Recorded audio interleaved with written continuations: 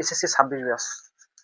তোমাদের পরীক্ষা নিশ্চয়ই সামনে, তো তোমরা প্রশ্ন পাওয়া মাত্রই দেখবা এই ধরনের এমসিকিউ ছাড়া কিন্তু প্রশ্ন আসবেই না। আজকে আমরা এখানে দিনাজপুর বোর্ডের এবং উত্তরা হাই স্কুল অ্যান্ড কলেজের একটা প্রশ্ন, এই দুটো আমরা সলভ করবো। এই দুইটা সে এমসিকিউ তে আসছিল।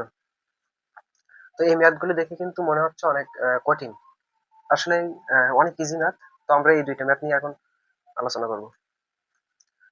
তো প্রথমটা কি আছে দেখো, X square is equal to X to the power A B into X to the power A B, আবার whole to the power C হলে এবিসি এর মান কত। আমাদের চাইছে কি এবিসি এর মানটি কত সেটি বের করতে বলছে। আমরা প্রথমে স্টেপ বাই স্টেপ শেষ করি।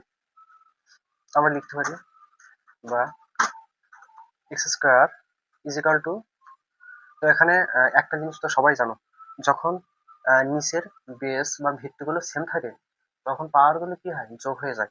তো আমরা দেখতে পাচ্ছি কি এখানে এক্স, আবার এখানে কি আছে এক্স। তো এখানে এই দুইটা কি বেস বা ভিত্তি বলা হয়, নিচেরটাকে বেস বা ভিত্তি বলা হয় আর উপরেরটাকে কি বলে, পাওয়ার বলা হয়। তো আমরা দেখতে পাচ্ছি এখানে বেস বা ভিত্তি সেম, তাহলে আমরা বেস বা ভিত্তি সেম থাকলে উপরে পাওয়ারটা কি করবো, যোগ করে ফেলবো। তাহলে আমরা এখান থেকে দুইটা এক্স থেকে একটা এক্স নিতে পারি। তাহলে এক্স, এখানে কি আছে টু দি পাওয়ার, এখানে এবি, আবার এর উপরে কি আছে এবি আছে, তাহলে এবি প্লাস এবি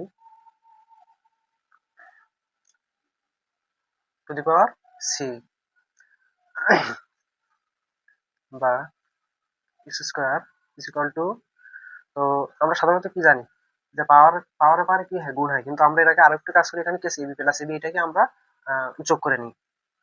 তাহলে এক্স টু দি পাওয়ার, এখানে এবি প্লাস এবি হলে আমরা লিখতে পারি কি টু এবি, উপরে আছে পাওয়ার, উপরে কি আছে সি।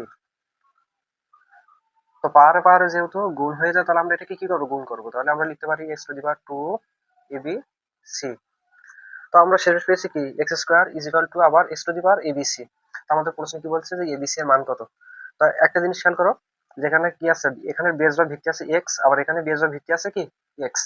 যখন দেখবে দুইটার ইজ ইকাল টুর এপাশ ওপাশ, অর্থাৎ বেস বা ভিত্তি যদি সেম থাকে অথবা পাওয়ার যদি সেম থাকে, তাহলে আমরা পাওয়ার সেম থাকলে সে পাওয়ারটাকে ভ্যানিশ করে দিতে পারি। আবার ভিত্তি যদি সেম থাকে তাহলে আমরা ভিত্তিটাকে কি করতে পারি, ভ্যানিশ করে দিতে পারি। তাহলে আমরা এখান থেকে দুইটা এক্স কিন্তু কেটে দিতে পারি, দিয়ে লিখতে পারি যে two is equal to two ABC. যেহেতু আমাদের প্রশ্ন চাইছে এবিসি এর মান কত, তাহলে আমরা এটাকে পক্ষান্তর করে এপাশে লিখতে পারি।